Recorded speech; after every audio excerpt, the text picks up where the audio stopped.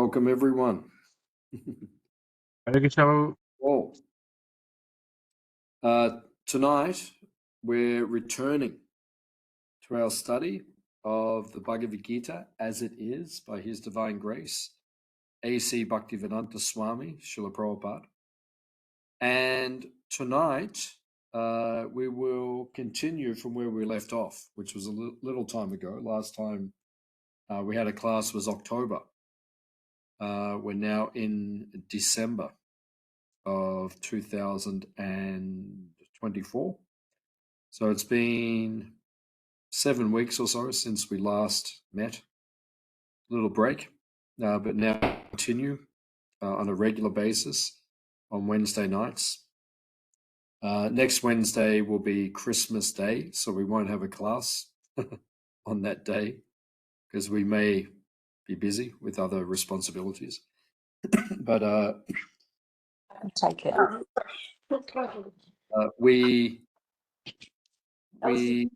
focused on the first chapter of the Bhagavad Gita. Nat, I think you just have to turn your microphone off. Roger that. Thank you. So the first chapter of the Bhagavad Gita is called Observing the Armies on the Battlefield. So it's Arjuna understanding that he does not want to fight the battle occur, etc., because it's a fratricidal war. It's a war between family members, and we can only imagine what it would be like having to fight and kill family members, cousins, and so forth. It would be a very difficult task. But Krishna asks him to continue on the course of fighting the battle and winning the war on behalf of his brother Yudhishthira, to establish a dharmic government on the earth, because it is necessary for human society to progress spiritually, even materially. We need a government which is dharmic, which means they follow principles that lead us to God realization and self-realization. And we can see in the world that's a lacking in modern society, modern culture, that we don't have governments which help to focus the citizens on spiritual understanding. And we can see the world is chaotic as a result. So Krishna wanted the fight, even though it was such a difficult situation. And one of the reasons that Krishna insisted that Arjuna fight this battle and have to overcome such a difficult test of having to fight his own family was because the Supreme Personality of Godhead, Krishna, he wants to invoke surrender in the heart of his devotee. So he wants his devotee to surrender unto him, to surrender unto God. Mame kam sharana braja, surrender to me. So when Arjuna is asked to do the most difficult thing, it means he has to surrender. He has to give up so much of his personal desire for the satisfaction of Krishna. And that is ultimately, that's the message of the Bhagavad Gita, that we have to give up our own selfish desires for the pleasure of God, the pleasure of Krishna. So that's what Arjuna is asked to do. And that's what ultimately all of us have to do also, who are followers of Krishna, who are surrendered unto Krishna. So that is the message of the Gita. So the first chapter is more or less setting the scene for the battle. And Arjuna sees all of his relatives and he gives various excuses why he doesn't want to fight the battle. And now Krishna is answering those doubts of Arjuna. So in the beginning of the second chapter, which is the contents of the Gita summarized, the chapter we're currently in, which is the second longest chapter in the Bhagavad Gita, besides chapter 18, Arjuna is being instructed by Krishna. He surrenders to Krishna. He says, Shishas, Teham, Satimam, Twam Prapanam. Now I am a disciple of yours. I am a soul surrendered unto you. Please instruct me. So the message that we learn from this beginning of the second chapter of the Bhagavad Gita is, if we do not have a submissive attitude towards God and his representative, the gurus, in disciplic succession, in parampara, then we cannot hear properly the message, the spiritual message of the Bhagavad Gita. So when he did surrender to Krishna and he was willing to hear Krishna's instructions, then Krishna begins to speak. Now, what's the first topic that Krishna focuses on in the second chapter from verses 11 to 30, which is what we covered last time? It is Gyan. Jnana means knowledge, transcendental knowledge, divya Gyan. Now, what is the knowledge that Krishna focuses on?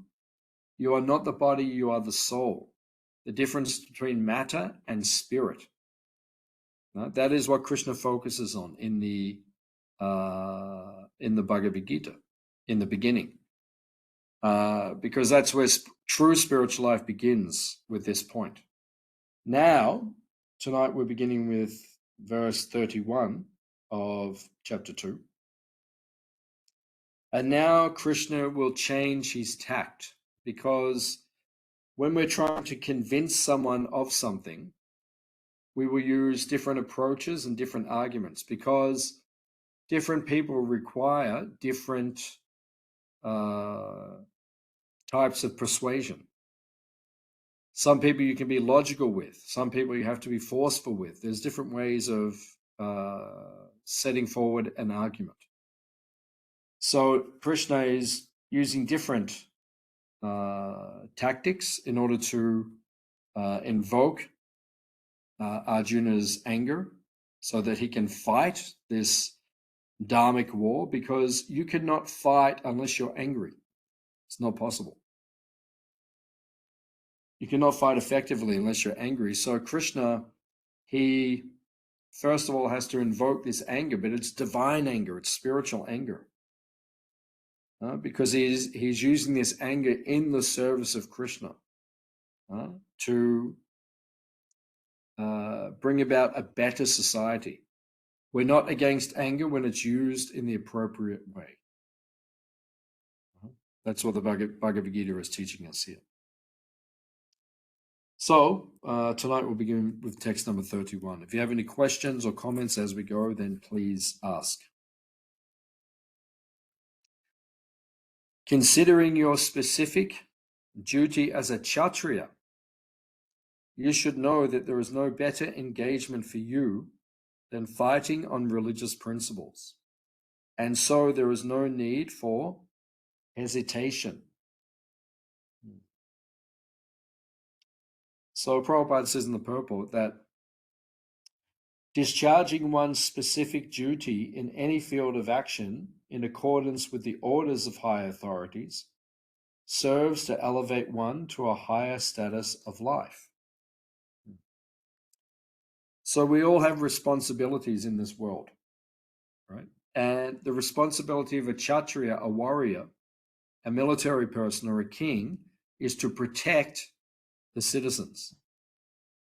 So Arjuna, that is his duty. His duty is to protect the citizens. So unfortunately, where we have unholy wars on the planet, we see that sometimes in different religions, in the name of religion, there are extremists. And they say that we are performing this jihad, or this particular holy war, on behalf of God.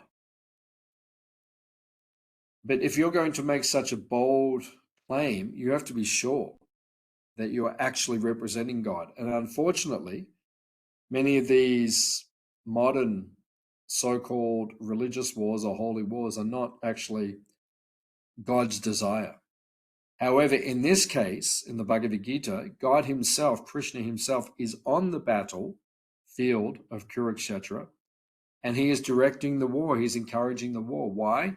Because sometimes war is necessary, fighting is necessary, anger is necessary to remove ignorance so that people can become God conscious and Krishna conscious and self-realized.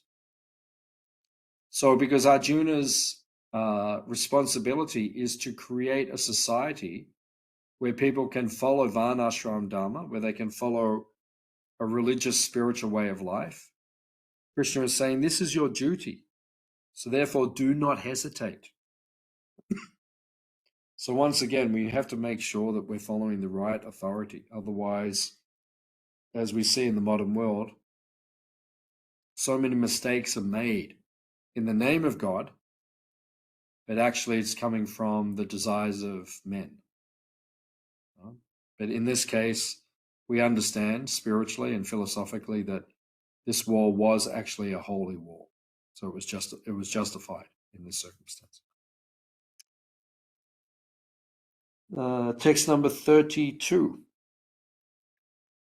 O Partha, happy are the Kshatriyas to whom such fighting opportunities come unsought, opening for them the doors to the heavenly planets. So this is something which is mentioned within the Vedic scriptures, the ancient scriptures of India, that if one lives a righteous life, if one lives a Krishna conscious existence, if one follows the teachings of Krishna, actually follows them, one is guaranteed to be taken to a higher destination at the end of this life. In other words, you will transcend. You will go to a higher destination in the next life.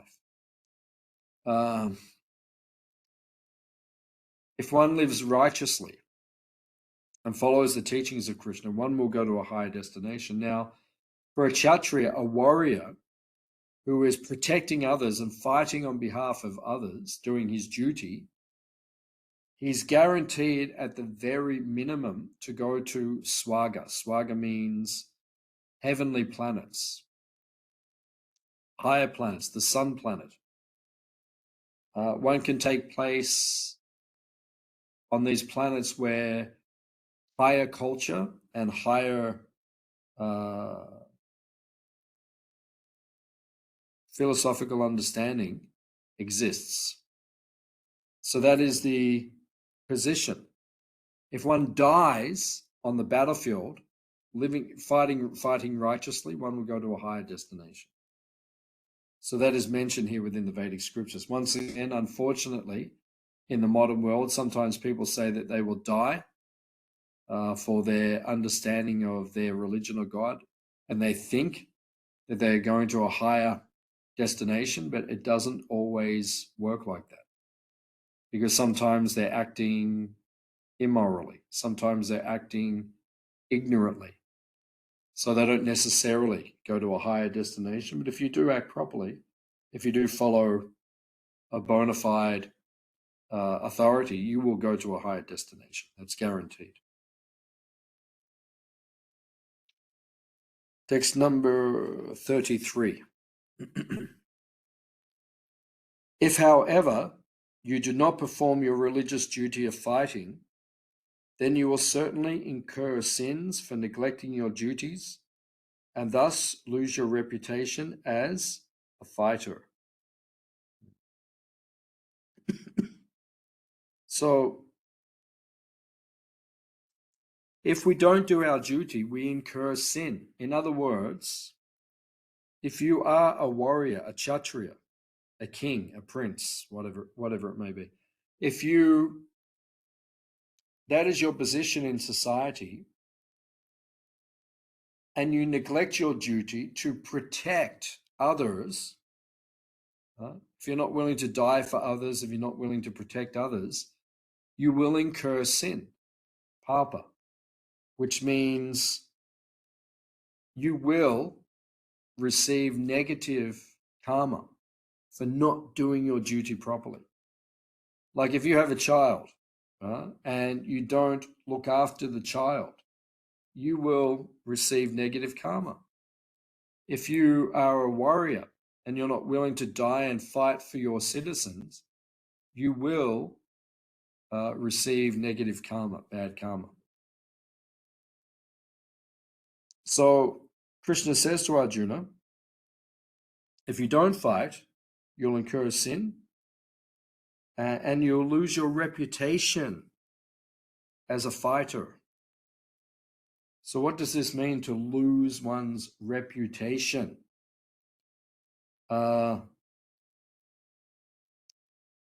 This is not a material thing, right? To lose one's reputation, it's not material.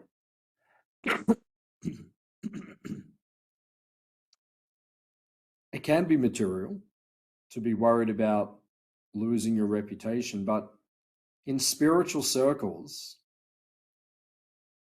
maintaining your reputation and your character is all important. In other words, if people lose faith in you because your character is not good, you don't behave properly, you'll lose your reputation. And then we see that's what's happened all over the world in this modern era. People have lost faith in religious leaders, right? In spiritual leaders. Why? Because their faith has been broken by seeing people neglect their duty. You know, sometimes we see the character of the so-called religious people is not actually intact.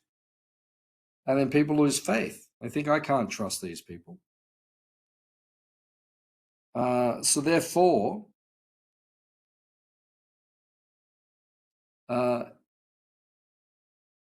if you lose your reputation as a spiritual leader, it's extremely damaging for yourself, but especially for others.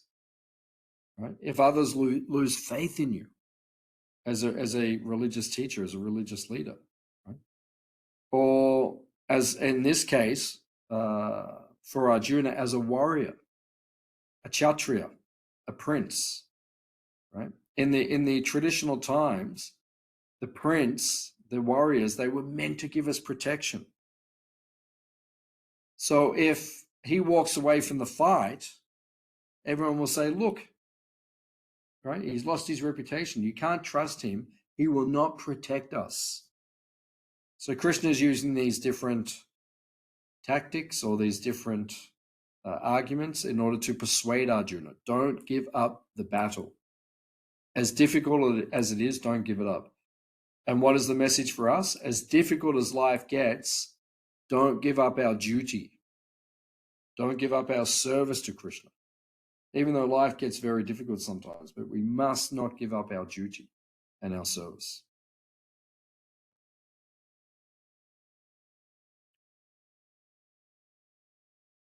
Text number 34. People will always speak of your infamy. And for a respectable person, dishonor is worse than death. Prabhupada says in the purport, both as a friend and a philosopher to Arjuna, Lord Krishna now gives his final judgment regarding Arjuna's refusal to fight. The Lord says, Arjuna, if you leave the battlefield before the battle even begins, people will call you a coward. And if you think that people may call you bad names, but that you will save your life by fleeing the battlefield, then my advice is that you do better to die in the battle. For a respectable person like you, ill fame is worse than death. Right? It's worse than death to lose your respectability within society, especially in a culture like that, in these ancient cultures. If you did not do your duty, you would be disrespected, and that's worse than death, to be dishonorable. This is something which is very difficult for people to understand in the modern age, in Kali Yuga. You know, people act dishonorably all the time. But in a cultured civilization, this is worse than death. Right? To lose your reputation, to everyone say, just look at what they did. We can't trust them. Right? This is worse than death, to act like this.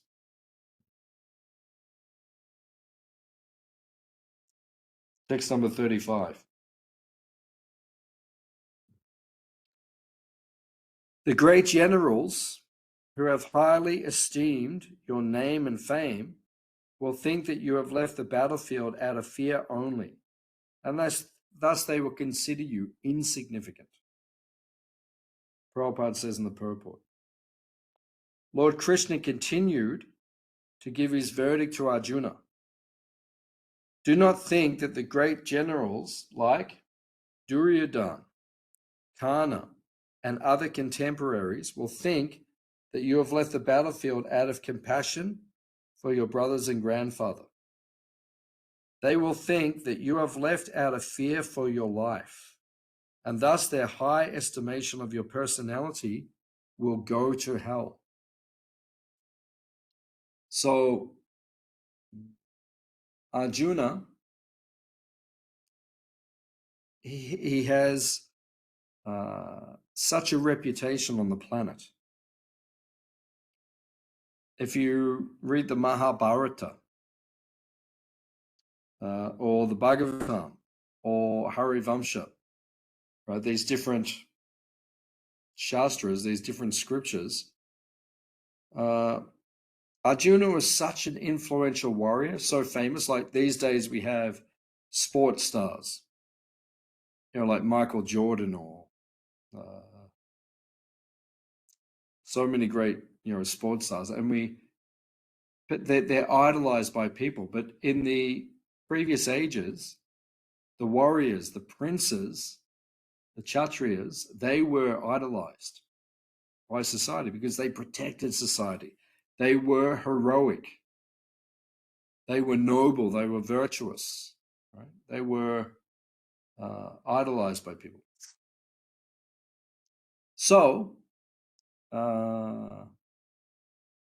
Arjuna, he was so famous and so powerful that even Krishna's children, Pradyumna, Samba, all of Krishna's sons, who were great warriors themselves, as they were growing up, they would challenge each other in practicing combat and so forth, and they would often boast to each other, I challenge you in the name of Arjuna. He was like the idol of the warrior class of society. So the fact that he's talking about leaving the battlefield, walking off the battlefield, Krishna is saying, do you think your enemies, your competitors, Duryodhana, Karna, do you think they'll say, oh, look, Arjuna's walking away because he's a compassionate person? No, they will say, look, he's fearful of us. That's why he's walking away. Right? And a Kshatriya would rather die on the battlefield than walk away from the battle. That's a real warrior is like that. That's his mentality. So he's saying to Arjuna, Arjuna, don't think everyone will glorify you for walking away from the battlefield. Do your duty. Text number 36. Your enemies will describe you in many unkind words and scorn your ability. What could be more painful for you? Prabhupada says in the purport, Lord Krishna was astonished in the beginning at Arjuna's uncalled for plea for compassion, and he described his compassion as befitting the non-Aryans, Now, in so many words, he has proved his statements against Arjuna's so-called compassion.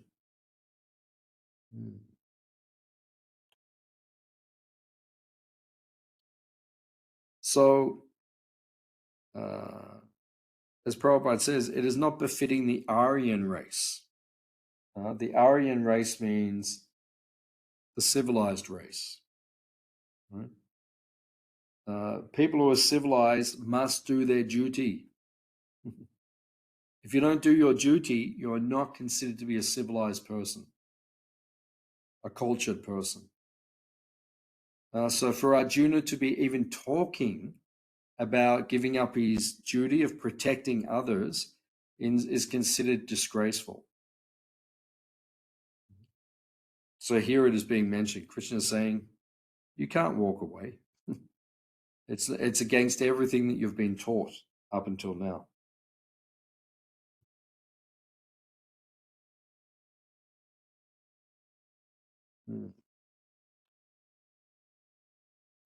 Text number 37. O son of Kunti, either you will be killed on the battlefield and attain the heavenly planets, or you will conquer and enjoy the earthly kingdom. Therefore, get up with determination and fight.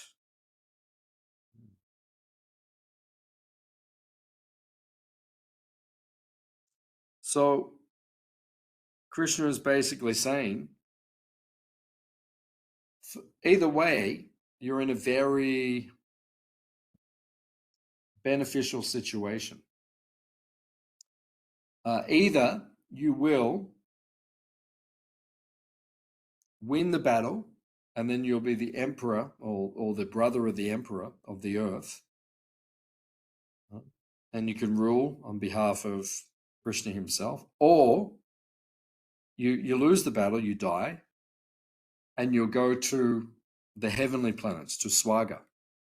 So either way, you're in a very beneficial situation. Right? What could be better for you? Right? And it's something we need to realize as devotees of Krishna in our lives. Sometimes we have choices in life.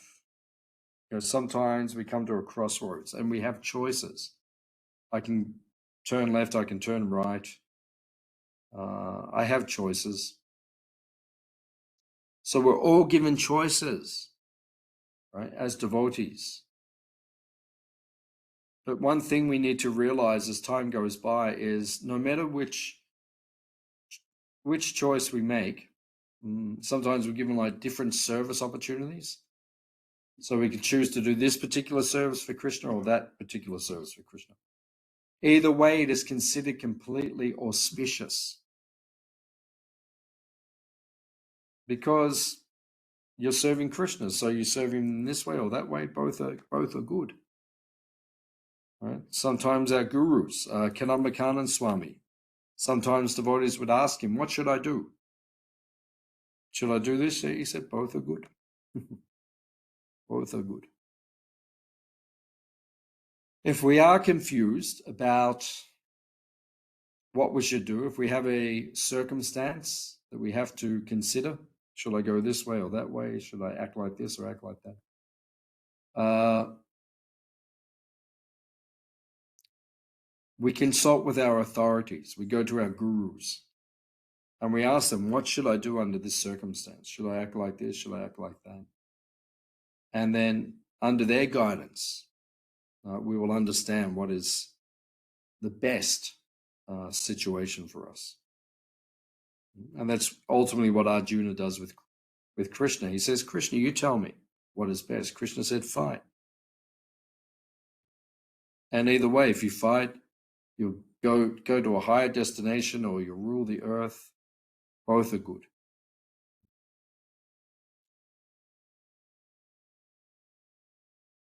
Text number 38. Do thou fight for the sake of fighting, without considering happiness or distress, loss or gain, victory or defeat. and by so doing you shall never incur sin.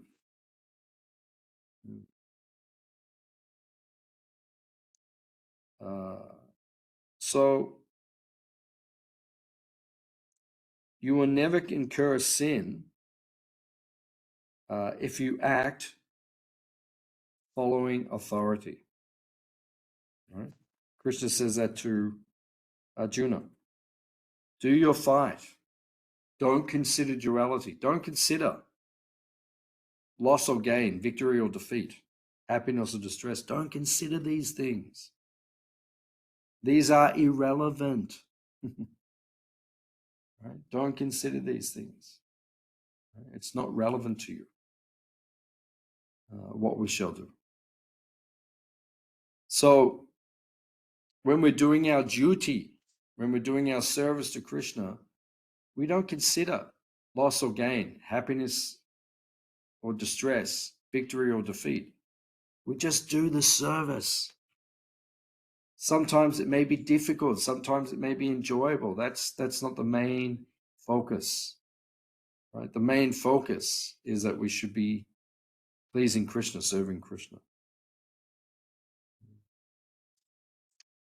So if we do this, we'll never incur sin. We'll always be in a auspicious situation. Prabhupada says,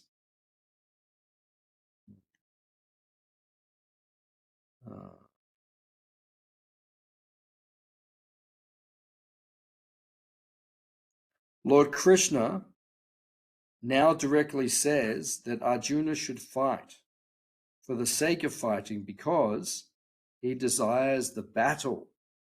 There is no consideration of happiness or distress, profit or gain, victory or defeat in the activities of Krishna consciousness. That everything should be performed for the sake of Krishna is transcendental consciousness. So there is no reaction to material activities. In other words, if you kill someone, you will receive punishment in this life, but more importantly, you will receive punishment after this life. If you kill someone, that's bad karma, and you will receive punishment. However, if you serve Krishna and act on behalf of Krishna, you will never receive punishment. Right? You will never get sinful reactions. Right? You will be rewarded and reciprocated with by Krishna himself.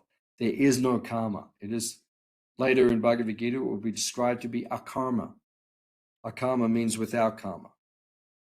When you serve Krishna, there is no karma. That's why it is the preferred activity for the soul to serve Krishna. Okay, so that section, verses 31 to 38,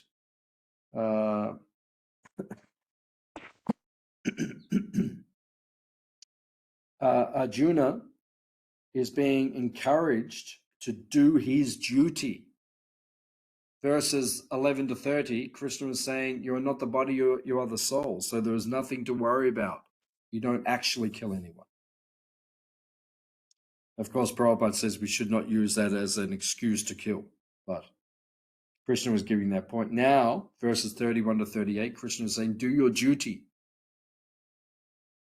And now Krishna is going to begin to describe fighting or acting without reaction, which is nishkama, karma yoga, or bhakti yoga, or devotional service. So these are some very important verses that we're about to read. Very important verses, very significant verses, very well-known verses from the Bhagavad Gita. Thus far, I have described this knowledge to you through analytical study. Now listen as I explain it in terms of working without fruitive results. O son of Pritha, when you act in such knowledge, you can free yourself from the bondage of works. Prabhupada says in the purport, Arjuna has already accepted Krishna as his spiritual master, his guru, by rendering himself unto him. Shishyasteham satimam tvam prapanam.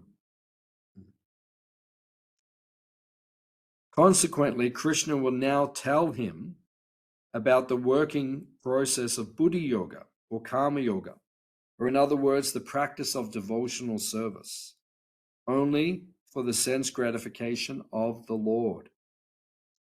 The Buddhi Yoga, this Buddhi Yoga, is clearly explained in chapter 10, verse 10, as being direct communion with the Lord, who is sitting as Paramatma in everyone's heart. But such communion does not take place without devotional service. One who is therefore situated in devotional or transcendental loving service to the Lord, or in other words, in Krishna consciousness, attains to this stage of Buddhi Yoga by the special grace of the Lord. The Lord says, therefore, that only to those who are always engaged in devotional service out of transcendental love does he award the pure knowledge of devotion and love. In that way, the devotee can reach him in the ever blissful kingdom of God. So, in this verse, Krishna is speaking of Buddhi. He uses the term Buddhi Yoga, which he uses many more times in this particular chapter, in chapter 2 of the Gita.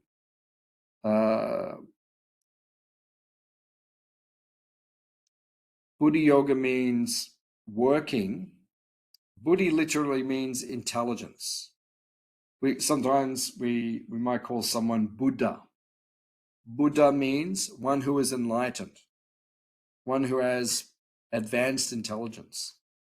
So Buddhi Yoga means acting with intelligence or acting with knowledge.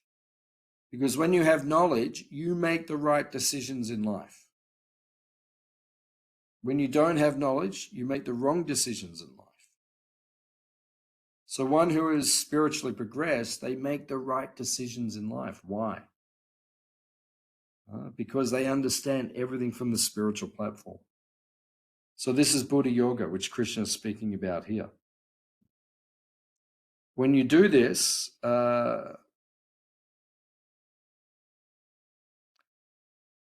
Krishna says you free yourself from the bondage of work, karma bandhana. In other words, when you act with knowledge, when you act for the service of Krishna or the pleasure of Krishna with transcendental knowledge, you do not receive any karma. Such a powerful methodology. So this is mentioned here. Krishna mentions this in this verse of the Bhagavad Gita.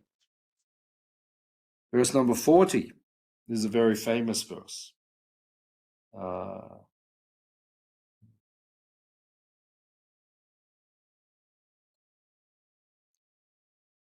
In this endeavor, there is no loss or diminution, and a little advancement on this path can protect one from the most dangerous type of fear. So, in this verse, Krishna says alpa. Alpa means small, very little. Even if you just do a little bit of devotional service, of service to Krishna, of service to God, you will not receive any reaction. And it will protect you from the most dangerous type of fear. Prabhupada explains, what is that? Taking a lower birth, going to the animal species, or the plant species. Taking birth as an animal or an insect or a plant, because you misused your human form of life. So when you do devotional service and you become enlightened and you understand the concept of devotional service, you do not regress back. Right? You don't fall back. You make progress. It protects you from taking birth in the lower species of life. Now, verse number 41.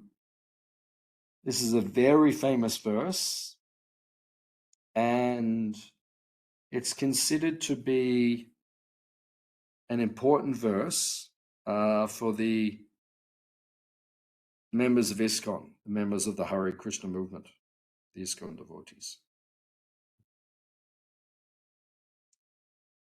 Those who are on this path are resolute in purpose, and their aim is one. O beloved child of the Kurus, the intelligence of those who are irresolute is many-branched. Vyavasayatmika buddhi. Now, Srila Prabhupada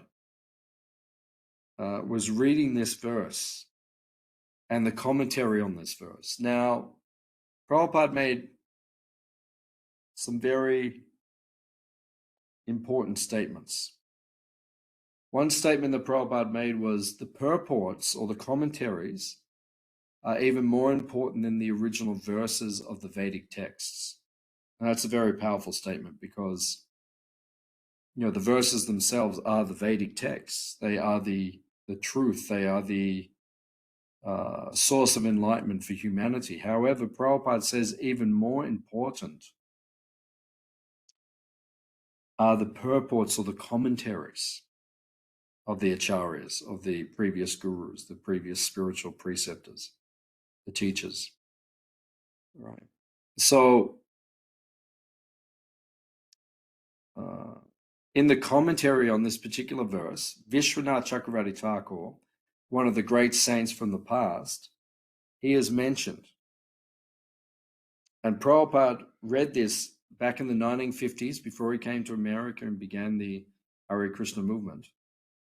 Srila Prabhupada said that he read the commentary on this verse from Vishwanath Chakravarti, and he said it struck him. It was a life-changing moment and situation. So we'll read what it is that Vishwanath Chakravarti Thakur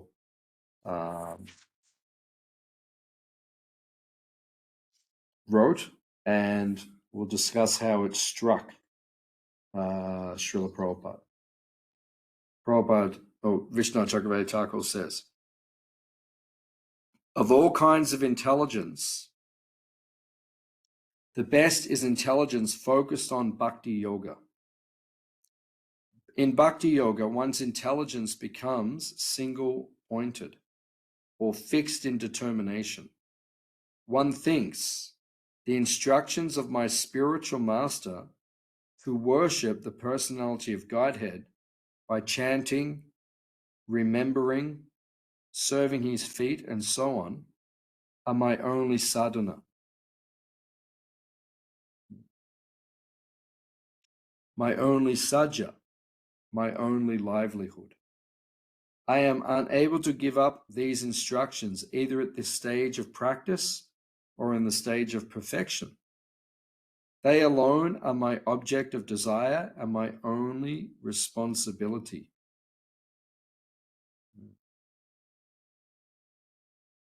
Besides them, I can desire no other responsibility, not even in dreams.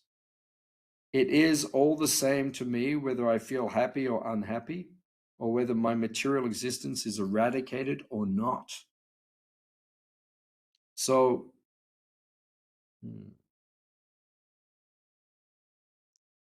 Srila Prabhupada said that when he wrote that, when he read that instruction or that commentary by Vishwanath Chakravarti Thakur, he said it struck him. Why? because this is the definition of buddhi yoga, vyavasayatmika buddhi, fixed intelligence. We should fix our intelligence on the instructions or the orders we receive from our gurus. Why? Because by following that instruction perfectly, that will lead us back to Godhead. It will lead us back to Krishna. It will lead us back to perfection in our Krishna consciousness. So therefore, this should be the pride of the disciple. Prabhupada says it is the pride of the instructions we receive from the Guru. Generic and specific instructions, personal instructions and general instructions. These instructions will take us back to Krishna if we follow them perfect. That is Ekeha Kudananda, that is perfect fixation in Krishna consciousness. Any points so far?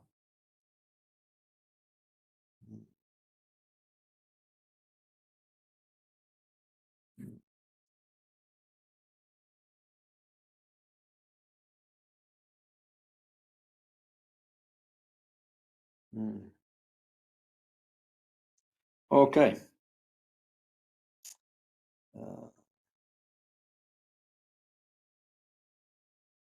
Text number 42 and 43. Men of small knowledge are very much attached to the flowery words of the Vedas, which recommend various fruitive activities for elevation to heavenly planets, resultant good birth, power, and so forth. Being desirous of sense gratification and opulent life, they say there is nothing more than this.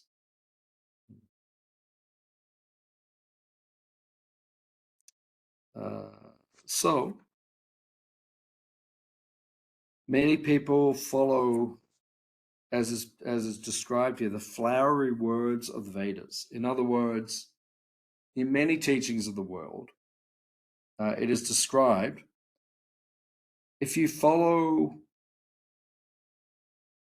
pious activity, religious activity, regulated activity, as described in these teachings, you will be able to attain enjoyment in this world from various sources.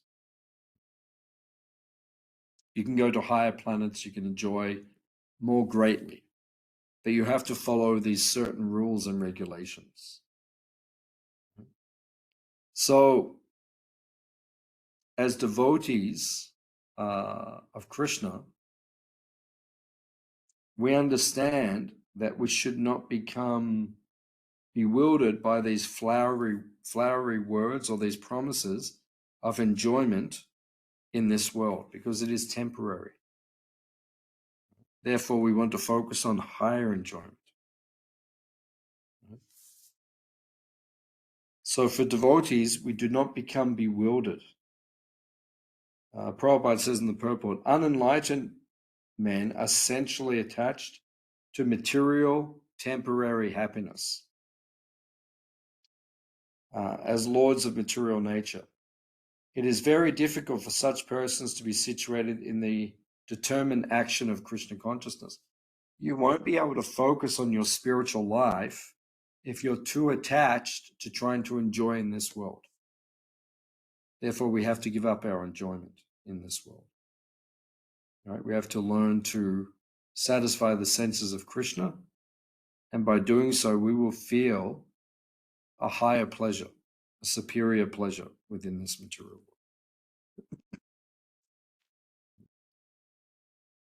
Text number 44.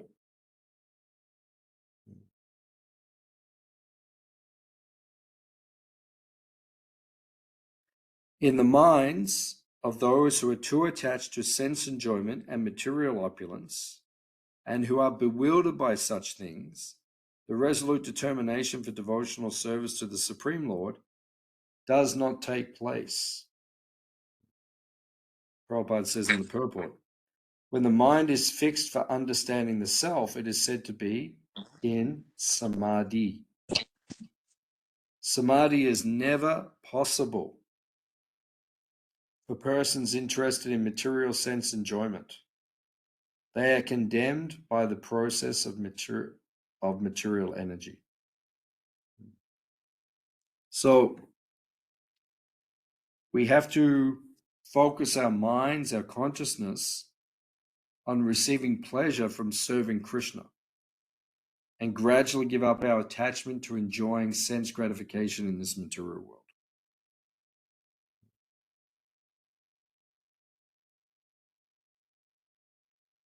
Otherwise, the resolute determination, when you are too attached to sense gratification, vishaya, or enjoying in this material world, the resolute determination, the determination to become Krishna conscious, to become self-realized, closer to God, it doesn't take place. Sense gratification, or the desire to enjoy separate from Krishna in this material world, weakens our determination. Many years ago, I asked Korma Prabhu, who is one of our advanced devotees in our Krishna consciousness movement. I said to him, what is the source of determination? He said, celibacy. In other words, if you give up your desire to enjoy your senses in this world, then you will become very determined in spiritual life. That's why celibacy is so important. Because when we give up that desire to enjoy our senses separate from Krishna, we become very fixed in devotional service.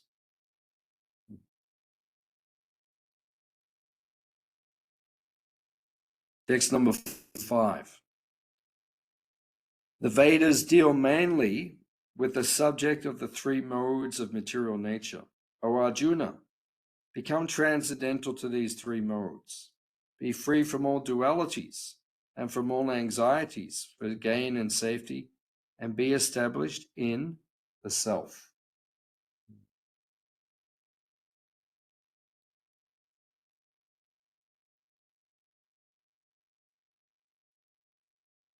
So Prabhupada says in the purport that one must learn to be tolerant. Krishna mentions this in the early part of this chapter, titikshasva. We must learn titiksha, which means tolerance. We must learn to detach ourselves from enjoying in this world, tolerate the pushings of the senses, the mind and the senses, and focus our determination on becoming Krishna conscious, on becoming focused on serving Krishna in this material world.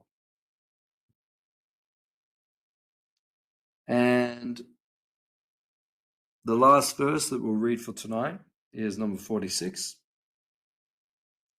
All purposes served by a small well can at once be served by a great reservoir of water. Similarly, all the purposes of the Vedas can be served to one who knows the purpose behind them. So it is being mentioned that Prabhupada says in the purport, in this age of Kali, the best purpose of Vedanta philosophy is served by inoffensively chanting the holy name, as recommended by Lord Chaitanya, the deliverer of the fallen souls.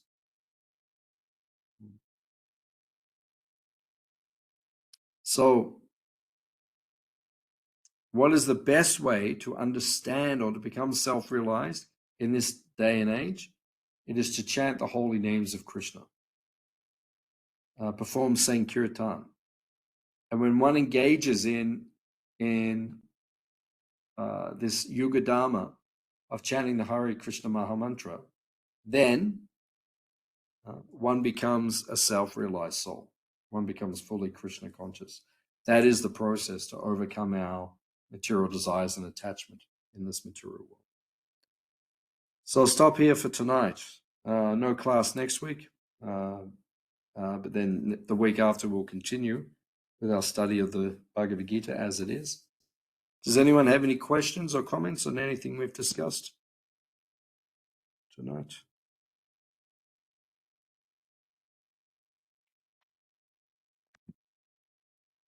Thank you all for coming. And we'll see you soon. Hare Krishna.